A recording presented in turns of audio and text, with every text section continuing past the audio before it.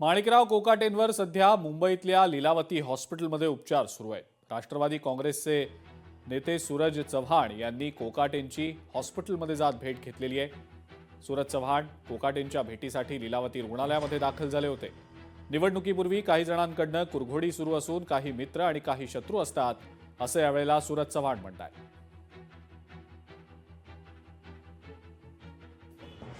बघा, आज माननीय कोर्टाचा निकाल आला आणि निकालामध्ये त्यांना तात्पुरता दिलासा या ठिकाणी माननीय कोर्टाकडनं भेटलेला आहे।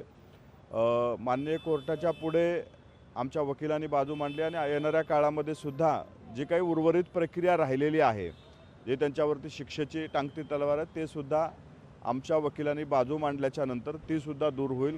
ज्या पद्धतीनं आज माननीय हायकोर्टाकडनं तात्पुरता दिलासा आम्हाला भेटलेला आहे, ज्यामधून आम्हाला वर अपील करण्याची संधी आहे, कोर्टामध्ये अजून बाजू मांडण्याची वेळ त्या ठिकाणी आम्हाला भेटलेली आहे। भविष्य काळामध्ये आमच्या बाजूनं तिथं भक्कमपणे बाजू मांडून या संकटातून बाहेर नक्की पडू। लोकशाही मराठी ऐका, पहा, जागरूक रहा।